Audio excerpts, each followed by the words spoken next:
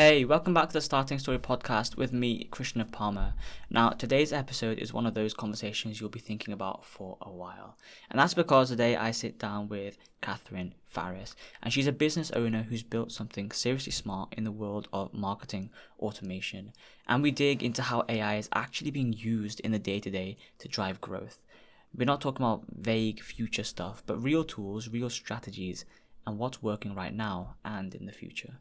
We talked about automating repetitive work, making better decisions faster, and using AI in ways that don't just save you time, but then actually also help your business grow. If you're curious about where AI fits into your workflow or how other founders are making it work, you'll want to hear this. Let's get into it. Kathrine, thank you so much for coming on to the Starting Story podcast with me today. How are you doing? I'm great. Thank you for having me. Great. Well, I was talking to you a little bit about how what you're doing is extremely topical. Marketing and automations are massive keywords, they're buzzwords. Everyone hears them, it's all over social media, and you've combined the two. So, do Mm. you want to give me a bit more of an understanding of what you do and why you help people? Sure. So actually, I've been in the marketing game for quite a while. Marketex is my marketing agency. I'm the owner, founder, operator, CE, everything. Mhm. So anyway, we've been doing that for about 16 years now. So we've got some longevity in the game there. And we've mostly focused on service based business providers, professional services, consultants, coaches, speakers, authors. That, of course, translates into anyone who thinks that they're a consultant in their industry. So we have a wide variety. But recently, I mean, just over the last 2 years, especially, we've just seen an explosion in the amount of advanced automations that we've been able to incorporate. And we've been Yeah. using automations forever. I mean, going back to formulas in Excel could be looked at as a form of automation, right? And Hmm. I was 100% an Excel nerd. I actually used to teach Excel at the college level. So Wow. it's always been, automating and building out different processes has always been a passion of mine.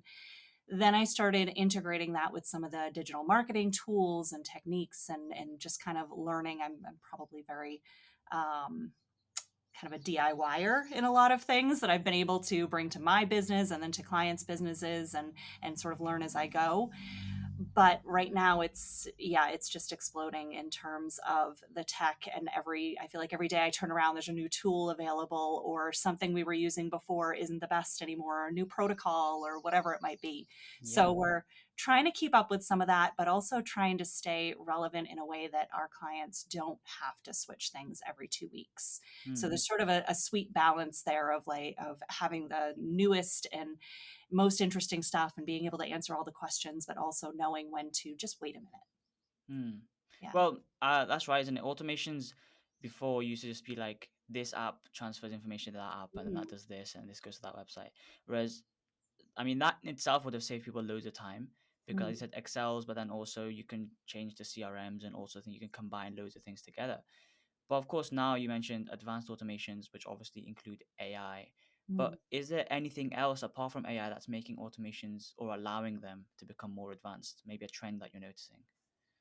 Yeah, I mean, one of the biggest programs, I think the most videos I've saved recently on YouTube have to do with N8N. All right. Um, yeah, being one of these sort of, if you're familiar, probably the one that people are more familiar with would be Zapier or Zapier, Okay. how to Yeah, say it. yeah.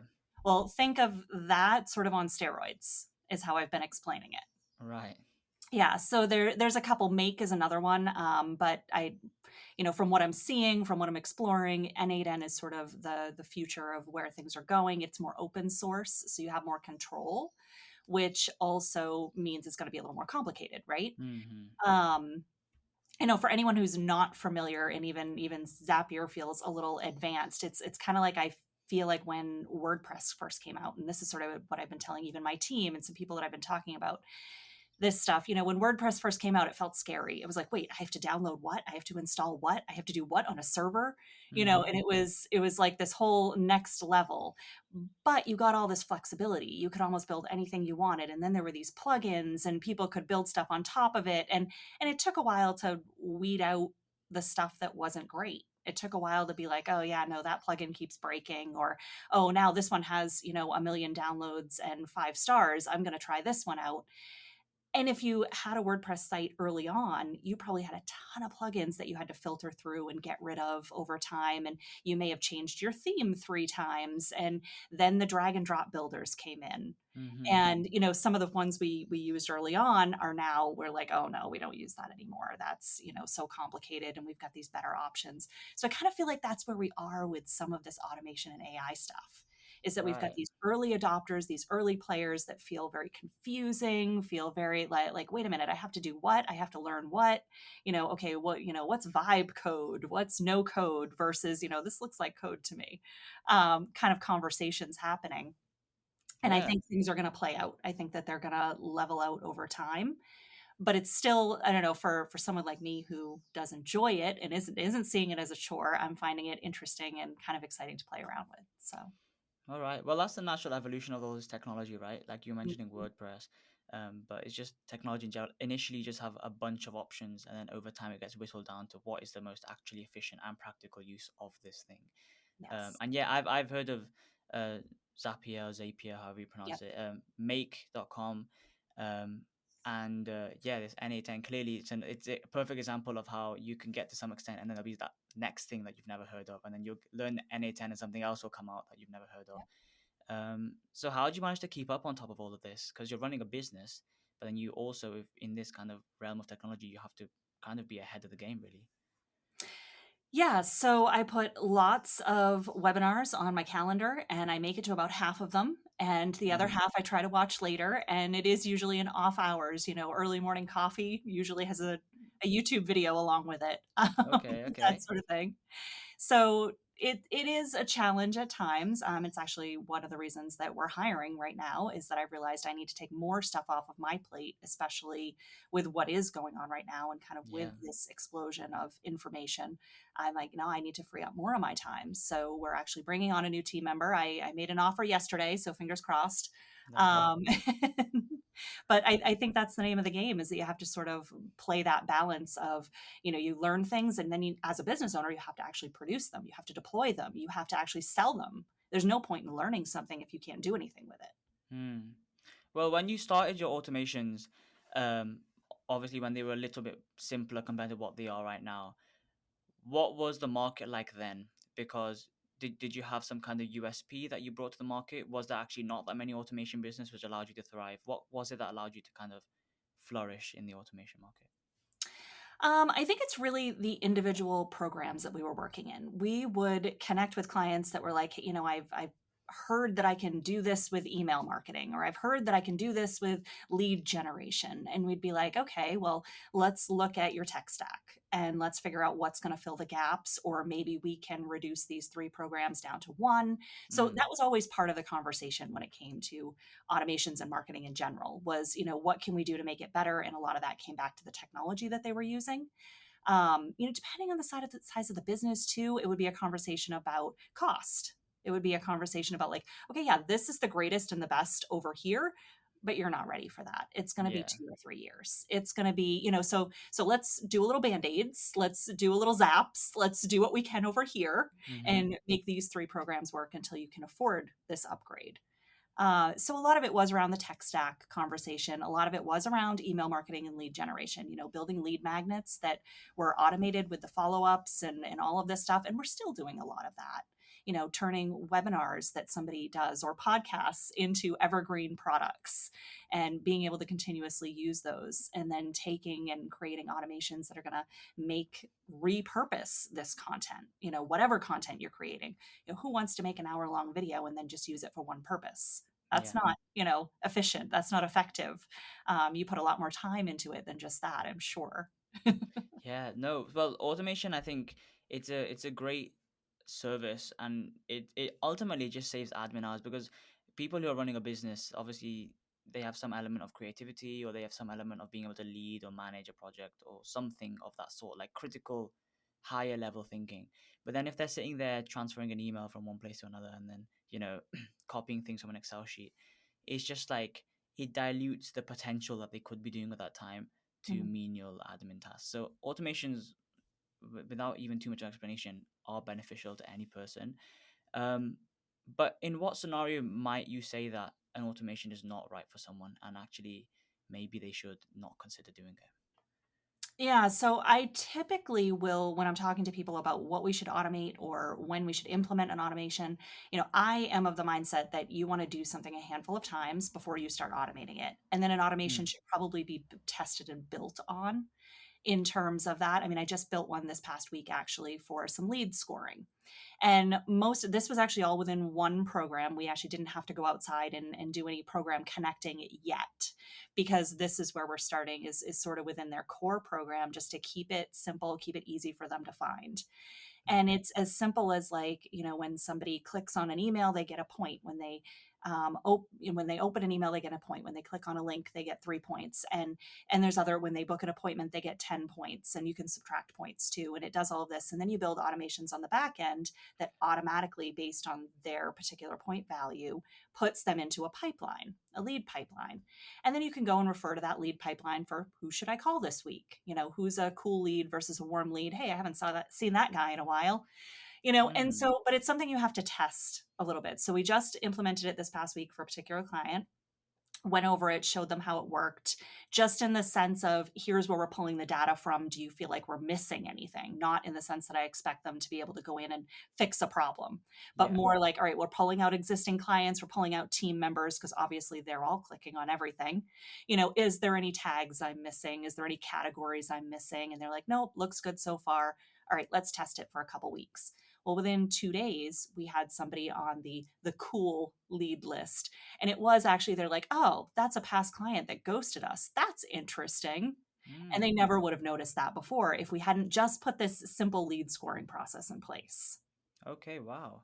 Yeah. So you almost you're basically able to quantify something that's qualitative, because Mm. that's the problem, right? You've got so much qualitative data, you don't really know what to do with it. You just Mhm. like, there's just, it's everywhere, and yeah, you quantify that, and that in itself, I think, there's some businesses or softwares that do just that as well, where Mhm. they just do like data management and data kind of organization, so it makes sense of Mhm. everything.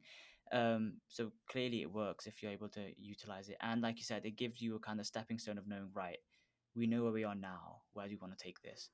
But I've never heard that technique being used before, but it makes sense. It makes sense how Yeah. that works. Yep. Um, so when you started this, what was your what skills did you have to start this initially, automations wise? I mean, logic, understanding logical, just the concept of sort of if then statements. I think it's sort of a mindset, to be Mm, honest. I don't think you need, for example, you don't need to code first. You don't need yeah. to learn that. Is it helpful in the future? Is it going to serve you? Are you going to probably hack your way through it for a certain amount of time? Absolutely.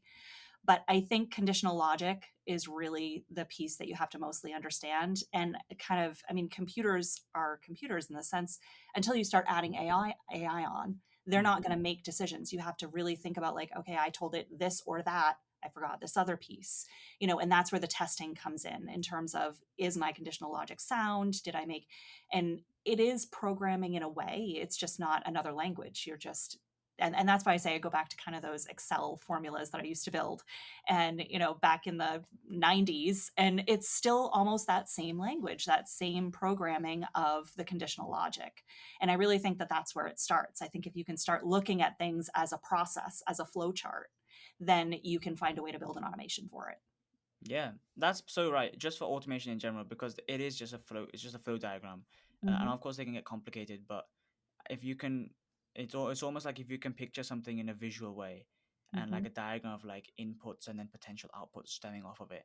I think that's what you mean kind of by conditional logic, being able to manipulate it and in real time in your head, Exactly. which is Yeah. clearly going to be better than knowing how to code, and even more so nowadays, because nowadays coding, I mean, unless you're planning to be like a super high tech developer, you probably don't need to code nowadays. Everything is non code. Most things are non code.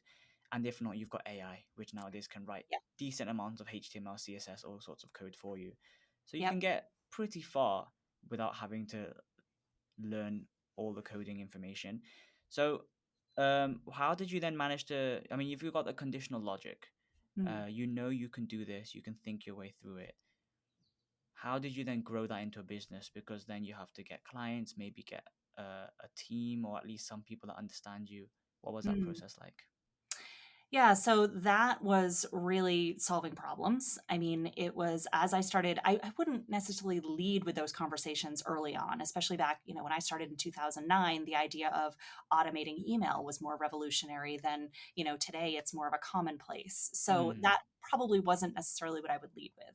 It would be more like, oh, do you have an email newsletter? Did you know that you could stay in front of your thousands of, contacts regularly? And they're like, oh, okay. And then we'd get in there and we'd build the template. We'd start with that. And then I'd go, did you know we could automate this? And they'd go, what do you mean? And it was, so it was baby steps. It was stepping mm, stones, right?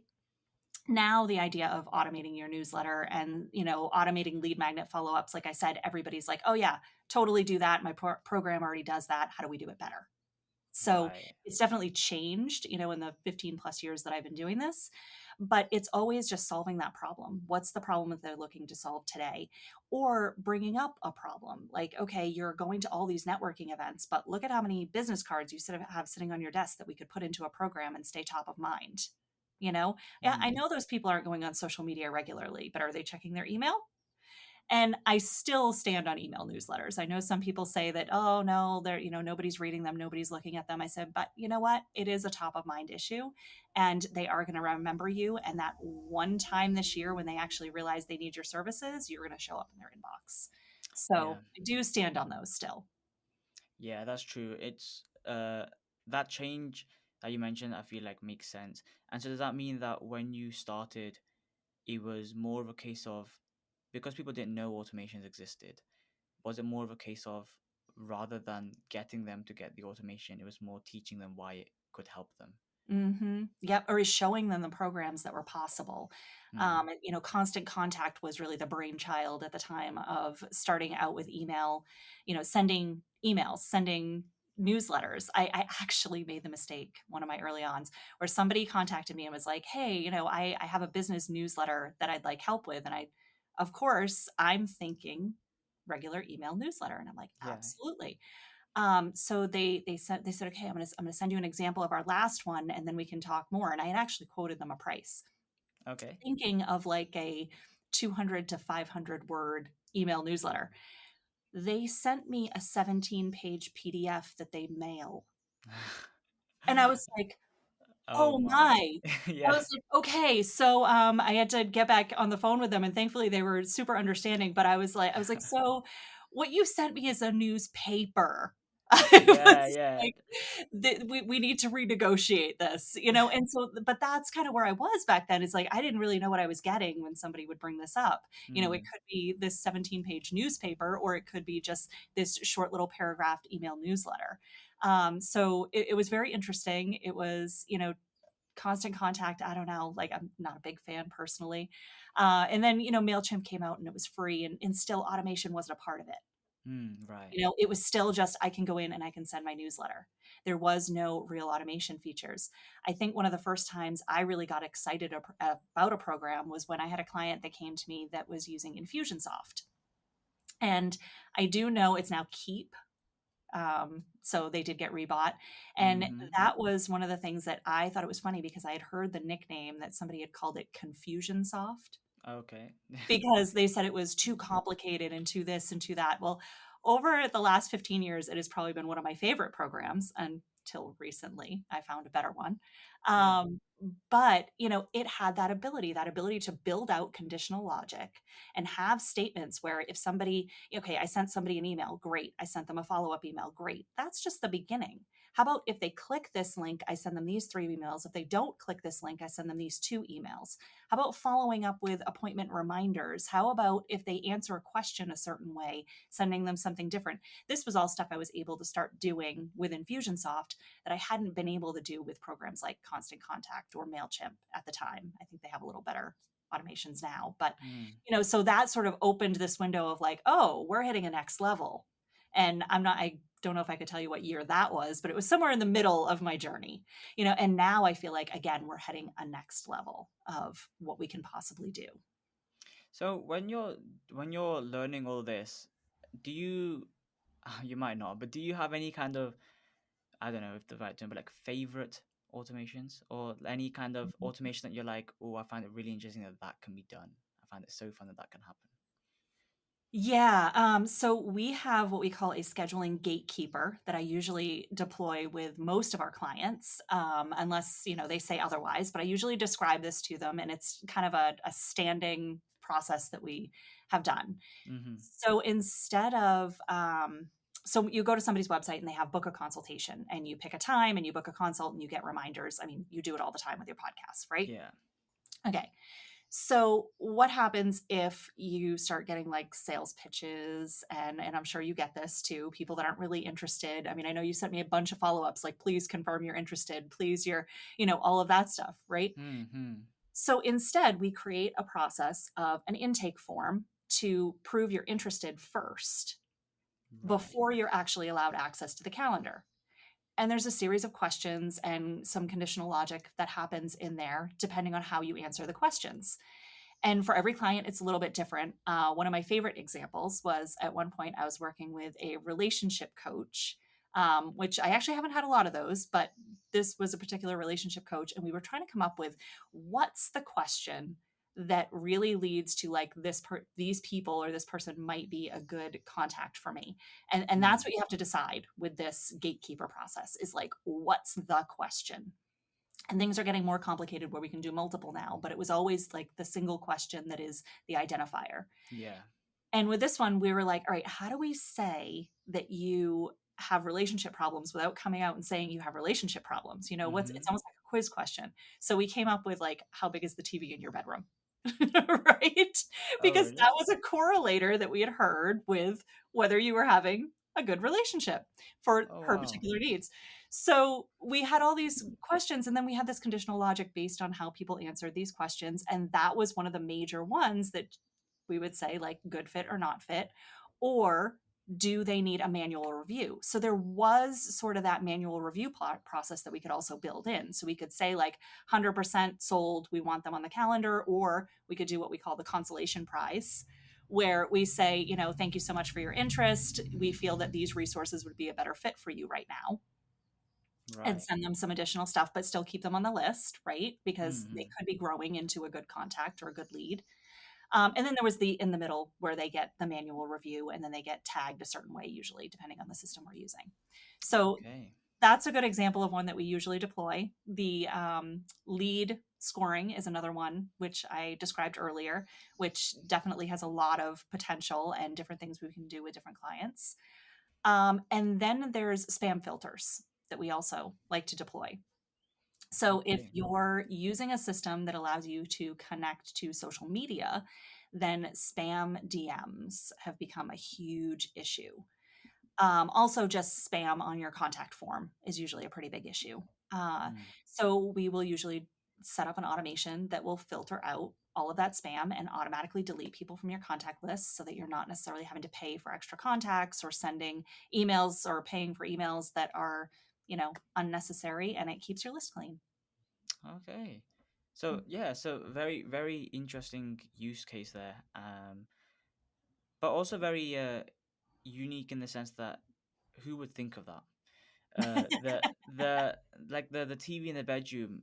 Who would possibly think of that? And then also like the lead scoring, it's very creative, which is what you need, right? Not only to stay different, because there's no point if you're doing the same thing that every other company out there is doing. You need Mm, to stay a little bit different, but it also is a testament to clearly you and your conditional logic, and by you being able to see the problem maybe in this visual space, you can already start to map out a route to get to it.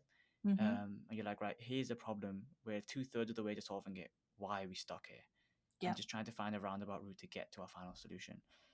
But how do you manage to keep creativity, or how do you manage to kind of keep thinking creatively when you have a business to run and you have like the typical admin work of business, like, oh, I've got meetings to attend and I've got webinars to watch and I've got things like this? Where do you get the time to then maybe just think creatively? Maybe the question not worded right, but hopefully you get what I'm trying to get at. Yeah, I do kind of get what you're getting at. And I would say, I mean, I don't know if I spend a lot of time just thinking on my own. I feel like that Hmm. that vacuum probably doesn't serve me personally very Yeah, well. yeah. Mm. I think a lot of the creativity comes from talking with clients and brainstorming with clients, or even conversations like this, where all of a sudden I go, "Oh, that would be an interesting problem to solve," right? And it is just you have to have a passion for it. You have to see things as a problem to solve and not just glaze over.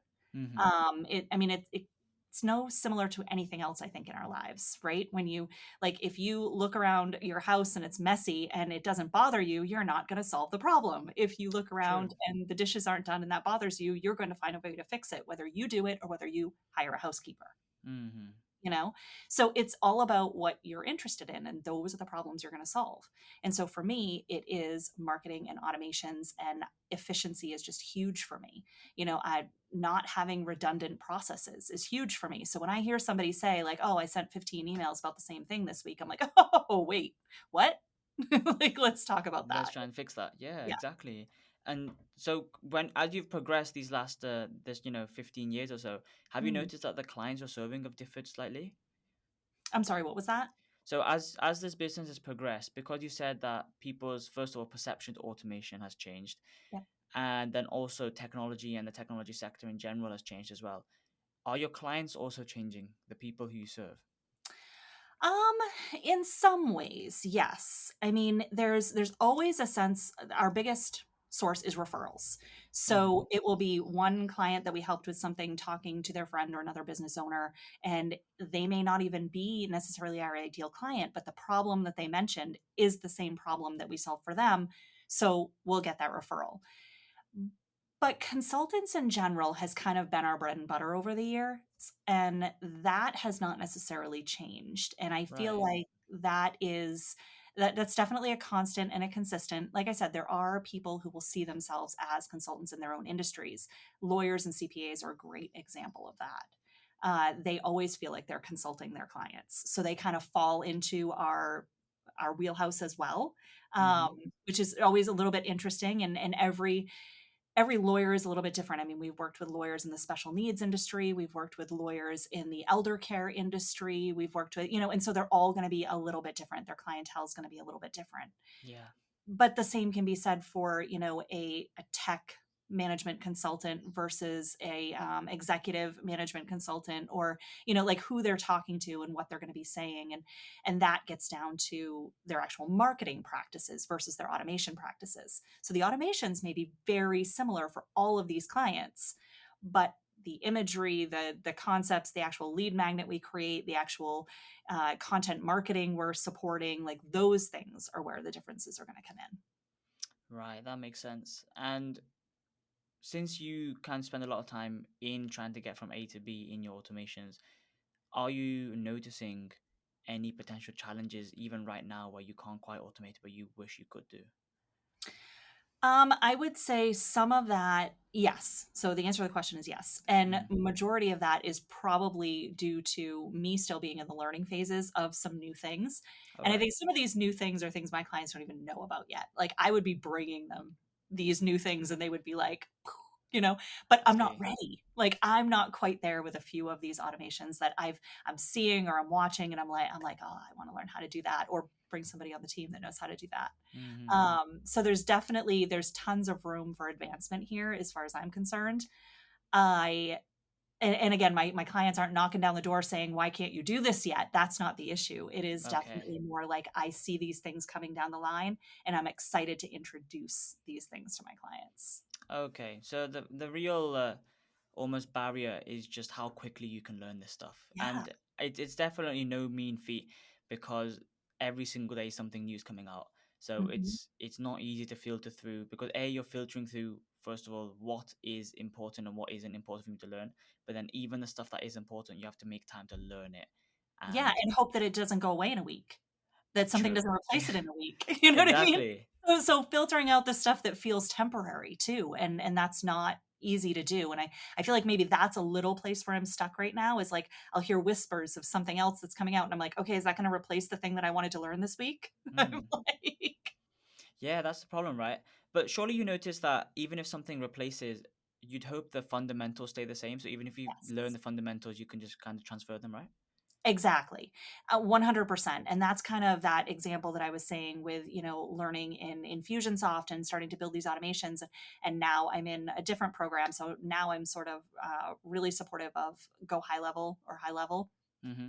And so that basically has taken a lot of what we were doing in Infusionsoft and then calendar platforms like Acuity and then social media schedule platforms like Loomly or Edgar or any of those. And it's brought them all into one platform. And there's so much more too, DocuSign and just tons of stuff that it's been able to bring into one platform, which exponentially increases what we can do with these automations, right? Because Yeah. now if you've got your social media in the same platform, all your scheduling and all your automations for those in the same platform as your email marketing, you actually don't have to go outside for those two items at least. So somebody likes a post on your social media, you can follow up with them. Yeah. That makes sense. And a very big change that's occurred, well, it's occurred and it's occurring, is AI, right? And Mm, it'd be a miss if you didn't at least acknowledge it, yeah. because in automation and marketing, it's huge. And AI is just, I mean, the list goes on, the amount of areas it can be used in, right? But Mhm. even things like make.com, I use make.com because I did have a little dabble in it at some point. And the big hype at that time was that you can put open AI APIs into it, and it was like, Yes. oh my gosh, it can do all this tech stuff. It can start translating things. It can just as part of your automation, which was crazy at that time. So obviously, and that was like a year ago. So I can only imagine what it's changed. So from your perspective, before we get too further into it, what's your initial like feeling with AI and what it's doing to kind of this tech automation area? I love it. It's a little scary, but I love it, right? It's Right. it's definitely, trying to keep the human part in there. And I know this is a big part of the conversation. You scroll on LinkedIn for 2 seconds and you're going to see stuff about how AI copywriting sucks. Absolutely. Yeah. So, I mean, there's definitely like you've got to be careful. You've got to watch how you're using it or whatever. But I am a big fan of using AI to help with brainstorming and to incorporate into these automations to help with filtering. I see no reason to shy away from it at this point. Hmm. Um, one of the things I actually recently did, and I was sort of playing around. So, custom GPTs. Okay. Yeah. Yeah. Have you created some custom GPTs yet? I have not, but I know they can be done. Have you created some? Okay. Oh, I think I have a list about 30 long right now. Okay. Wow. Yeah, so highly recommend this. Oh, really? So I started playing, and this is kind of like I said, when you have a passion for this, when you're interested in this, it's just that's what you do. You start playing, and then you're like, wow.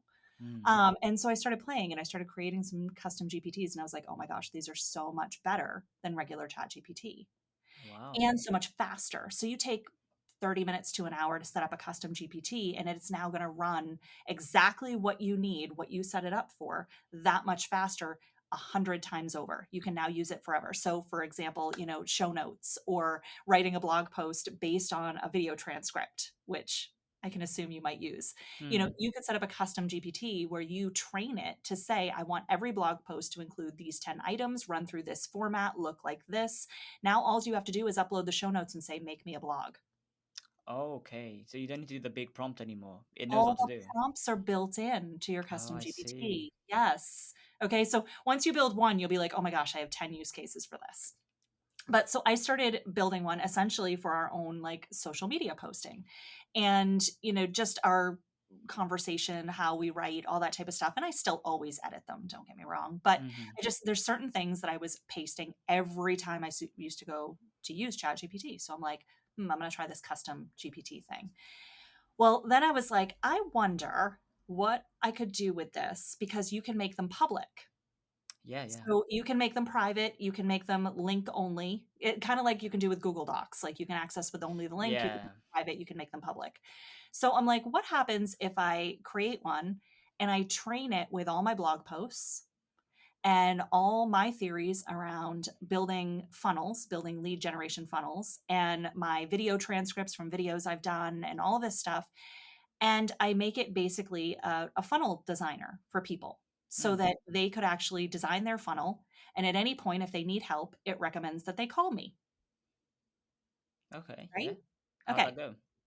Amazing. It's one of my best lead magnets right now. Wow. Okay. So I put it behind an opt-in. So I built an opt-in in high level, and we're a white label high level. So we actually have our own called Marketex Engine. So I put it behind a white label for or an opt-in in Marketex Engine. And so when people give me their name and email, they then go to a landing page that describes how to use it, gives them a video tutorial, gives them tips on how to use it, and takes them to this custom GPT. And they only have to have the free version of ChatGPT to use it. And I'm doing it based on a $20 version of ChatGPT. So it's not even a huge expense for me. Yeah. So super fun. So then, and I bring up Marketex Engine because then I build another custom GPT, trained it all about high level, trained it to watch all the updates for high level, trained it with my custom, like I mentioned, my automations that we usually build. I trained it on how to build those automations. I put in some video transcripts, different things like that. And I basically made an AI version of a support center for our high level users. Wow. Okay. So now I put that in our community for our Marketex Engine users. So if they ever have a question, they can start there instead of sending me an email. Amazing. That's amazing. So you've proper delved super deep into this, and to think that that was all done with just £20, which obviously in the grand scheme of things is basically nothing with just how much things can get expensive. I'm sure you pay more than £20 for one of your softwares elsewhere. Right. So yeah, you were to create those custom GPTs. I'd heard of them, never used one of them. Mhm. Um, but yeah, that's got me interested because Yep. otherwise you have to write the huge prompt every single time, and yeah, it just begs the question. There must be an easy way to do this. So Right. what are your clients thinking then once they've used them? So one of them actually switched to our white label of high level just for that reason. Once I showed it to her, she loved it. Damn. And she has now referred several other people to us. So it's already more than paid for itself. Yeah. I did a video on this because, after I did this, I was like, oh, I mean, I work with consultants. They have online courses, they have videos, they have call transcripts, they have all this Mm, stuff. Like every single one of them could take their program, make a custom GPT, and either use it as a 24/7 coach for people that are currently paying them, or set it up as a lead magnet with like a piece of their program that then recommends them for the rest. mm, Right. So I'm like, this is a use case for every single one of my clients. yeah. So I did a video on YouTube, and I swear every client I've talked to has been like, oh my gosh, yeah. Oh yeah, I got to think more about this. I mean, they're still processing. I think they're still in that place of, okay, let me try yours. Let me process how I would apply this to my content. Yeah. So, Exactly, because that's the same thing. It's similar to how you're mentioning about before with automations. You're having to kind of convince people why mhm, it's useful. I think now the same things with AI. We're still yeah, in this phase where there's some people who are using it and embracing it, like yourself, clearly. But then I'm sure there's some clients where you have to almost encourage them. Like, I know you're maybe skeptical of AI. I know maybe you've heard bad things about it, but just trust me, use this for a little bit. And then you start seeing the positive reviews, and people are like, oh my gosh, actually, this was amazing. Like, this solved so many problems for me. So we're still in that right. phase where we're encouraging people to use it rather than it being mainstream, right? Absolutely. And I think, with the custom GPTs, it's a great example of how super easy it is. All they Hmm. have to do is sign up for one program. Like I said, it probably takes 30 minutes to an hour to create a custom GPT, and then you create the marketing around it, or you decide how you want to deploy it, right? But this isn't there's no coding involved here. This isn't high level. I mean, you can take it higher, and I even, I talk about this in my video where I'm like, okay, here's where you would do the API if you want to do fancy stuff. We're not doing that here. Yeah, yeah. Like this is really simple in that sense, and that's kind of what I've loved about it is I feel like I'm able to start introducing this to my client base and start introducing this to people in a way that doesn't feel scary and it feels understandable. Amazing. And so, where do you think this is gonna go? I think the latest thing in the news or trending is AI agents, right? Now, I know that might be a big step ahead, but obviously the main premise of them is that they can start actually performing actions on your behalf. So currently, Mhm. AI could you give it something to do and it'll do it. Whereas AI agents are like you could just be offline and it's done something for you separately, or it can on its own do what an automation would do, like open an email, do things, or book a holiday. And of course, it exists, and the current AI agents can do that. But what are your views on it? How far, what do you think is the future, and kind of where are you taking your learning, maybe where you're branching your learning towards? Yeah, I mean, I think they are the future. And I think so as far as where my businesses go will go and how we'll stay, in this is to learn how to Mm. build them. Yeah, absolutely. Yeah. you know and I think that that's really, these examples of custom gpts is like a very baseline introductory version of that sort of thing, because you are having someone that can now at least answer questions for you and support your community. And that's a big thing with coaches and consultants. A lot of them do have online communities and that sort of environment. Could answer questions around a book they wrote, that all you have to do is feed it the transcript of the book and it will be able to quote things back. If you think about it, even taking online courses, right? There's a lot of content that doesn't need to be a course anymore. It could be converted just into a custom GPT. And in Yeah. the future, that next step will be those AI agents and those AI bots, like you're talking about. And I completely see it as like, okay, we're going to build an AI bot that's now your marketing team, right? And it's going to be like you feed it a content, or you fill out this spreadsheet and keep adding content ideas, and it's going to create your weekly blog and your weekly automated video and your Yeah. weekly newsletter roundup of your blog and your video. And it's just going to work, and it's going to cut out tons of hours. So yeah, my next step, my thing on the horizon that I would love to do is to be able to build and deploy those. I think there's still, in terms of answering emails and customer interaction, I have maybe a little more hesitancy in that space, because I know, at least for my clients, like every conversation is unique. Mm-hmm. Every conversation is, takes a lot of brainstorming and a lot of thinking through these problems. So I'll have to do a lot more playing around before I start using AI agents for those conversations and really trusting it with my clients that way. Um, Yeah. but to complete marketing tasks and a lot of the stuff that we're doing for content marketing behind the scenes, 100%. Yeah. Amazing. And in general, what kind of advice would you give to someone who maybe is trying to get into this AI realm? Because of course if you don't know what you're doing, then you can get lost, right? There's Mm. so many avenues in AI itself you can follow. I think the latest craze about a year ago was AI chatbots, where I think loads of companies were getting involved for that, whereas now people are like, oh, that's a bit, don't enter that, go into something else. Now we're talking about AI agents. I feel like every week, every month, there's something new that comes out. So if someone Mhm. does want to, if someone is interested and wants to get into this AI realm, what kind of advice would you give them to kind of maybe stay focused and find something that works for them, which they can sustainably pursue? Yeah, so I think it comes back to the problem solving answer. It's, yeah, this stuff might be super exciting and you might be able to come up with some crazy AI bots, but if you can't sell them and you don't have a good use case for them, then you've just wasted a bunch of time and money of your own. Hmm. So I think it comes back to kind of finding the clients and then solving their problems. I think it's a little bit, yes, you need to understand some of the tech that you want to use in the background, but that's, and maybe that's where I am right now, even where I'm still learning. And I don't think learning ever stops, but Yeah. where I'm still kind of exploring, like, okay, I need this specific use case and I need to test these things before I feel like I want to just jump in and deploy them 100%. And I'm not going to take 3 weeks off of work to learn this thing that could change in a month, and I'm not 100% sure, when my clients are still wishy-washy about custom gpts, like. Yeah. Yeah. So Exactly. so there's definitely, like, thinking through that idea of, how do I also build a business around this? How do I also make money at this?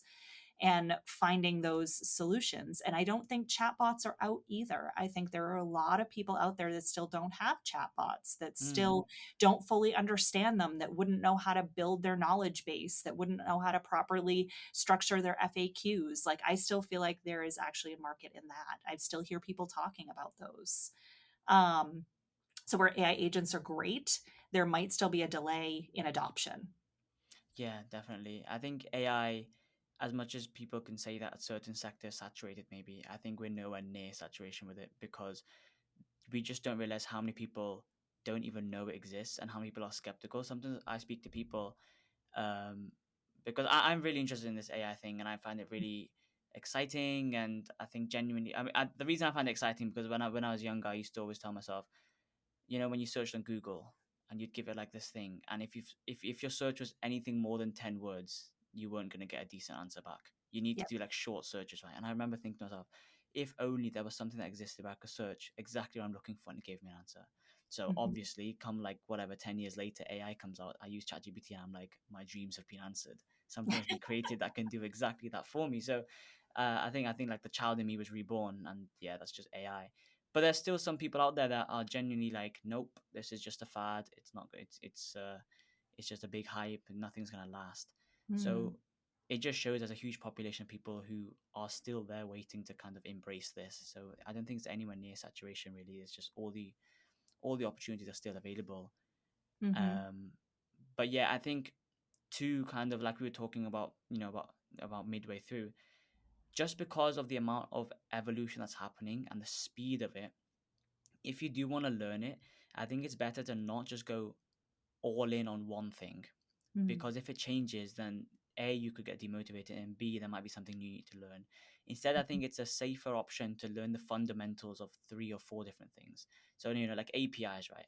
APIs, rather than learning like the entirety of make.com, if you can learn basically how an API works, then it means that in the future, if you want to then switch to N8N, if it works mm-hmm. on that basis, then you can, because you know how APIs work, how apps communicate with each other, you can use that fundamental across. So your learning continues and it's evolving with the AI, rather than you basically getting left behind because you just focused, put all your eggs in one basket.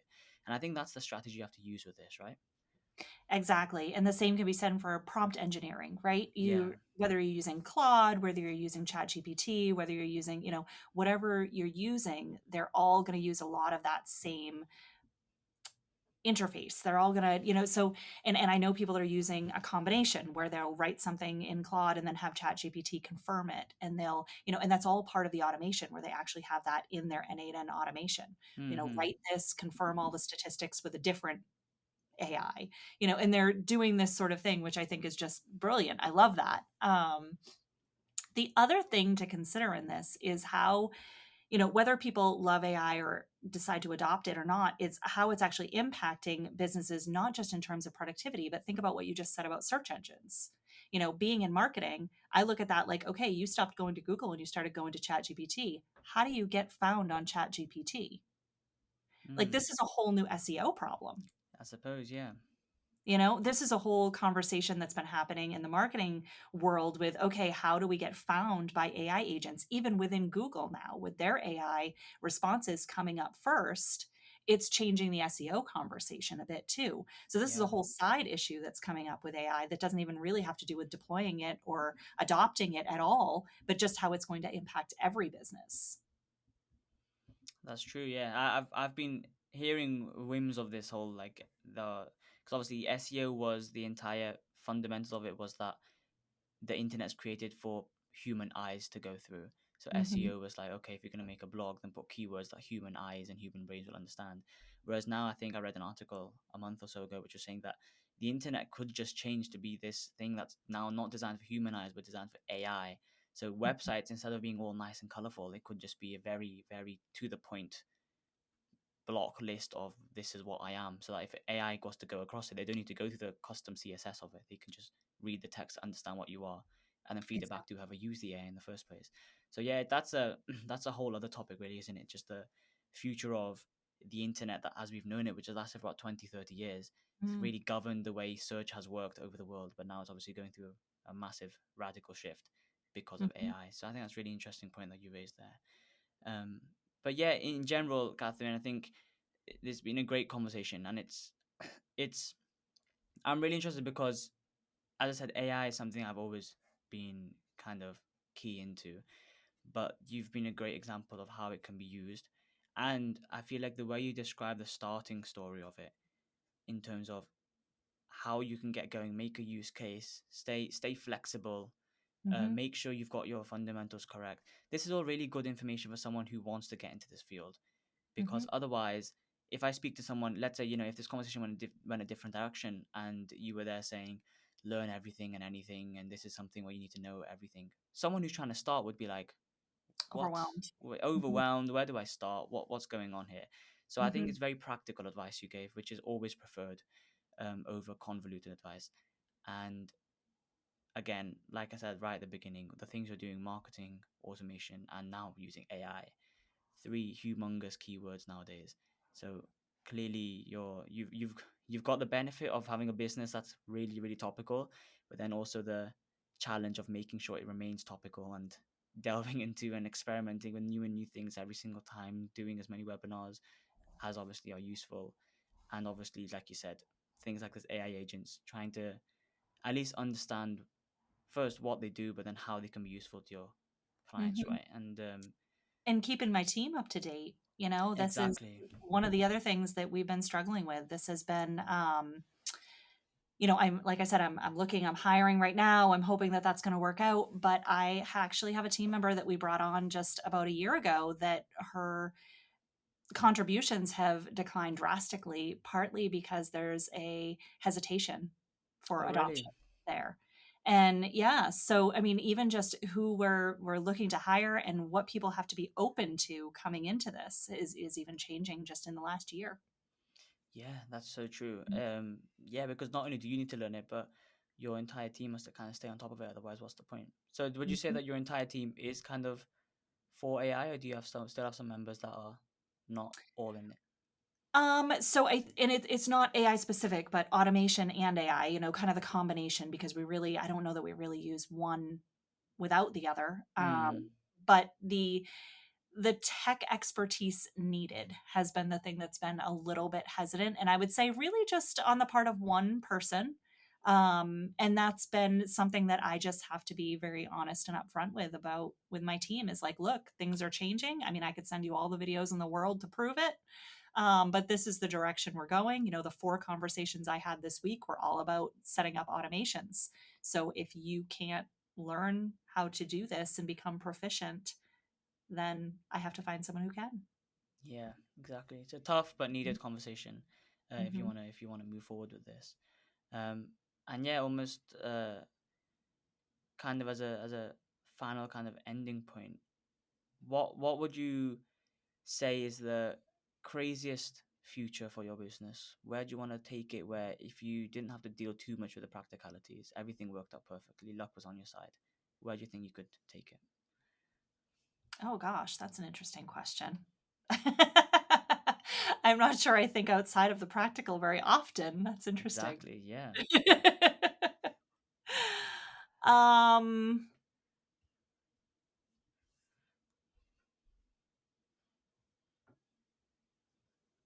yeah, I do think we would become like this high-end technical. I would love that. And it was one of the things I was saying to my interviews this past week when they said, "Where do you see your business going?" I was like, all this tech and automation and AI stuff, like I am so here for this. Mm-hmm. And I would love to see us delve deeper into that and be borderline developers. I don't know if I would see it all that way because I do still love the creative aspect too and all of that, but I would love to see that, which, you know, in the past that would have been like, "Oh, I'd love to have a team of 500 people and all this stuff." That's not the reality anymore because of exactly what we're talking about today. And I think Yeah. that's why I hesitated so much on how do I answer this conversation. I'm like, in the past I would have said like global offices and blah blah blah, right? Now it's like, gosh, we could do this with a team of 5 Yeah. because of AI. And so that's what's making even that vision of like what's possible so hard to answer. Yeah, exactly. This is why I like to ask that question because I think when I speak to people who have clearly done hugely successful things, they are stuck in the practical and they're like, I mean, not really stuck, but you have to stay practical, right? And if I ask the question, just what do you think? They'll be like, oh, well, realistically, in the next year, this will be. But as soon as you say get rid of the practicalities, it's Mm, just everything works out. The craziest thing happens. That's where you get to the actual like, you know, the creative side of like, wow, where could this end up? It gets you thinking, doesn't it? Well, Catherine, thank you so much for coming on to the podcast. of course. You've had some amazing advice um, for the listeners and for me because this is a topic that there's entire podcast dedicated just to AI, and there's probably a Mhm, podcast dedicated to AI automations. mhm, So clearly, this is something that can be talked about for hours and hours and hours. So I think you gave a really good deep dive into what was really relevant and how you're using it and how someone else might be able to use it not just to benefit themselves if they want to, but then if they did want to monetize this and make this into a business, then kind of doing it in those small steps, making sure they're learning bit by bit, and really using that kind of conditional logic, critical thinking mhm. to stay ahead of it because it is exciting, it is fun, it's something new, and there's no point avoiding it or staying resistant to Right. it. If you just have to embrace it and just see where it takes you, because the world is about to change. It's already started changing, and you just have to ride the wave and see where it takes you.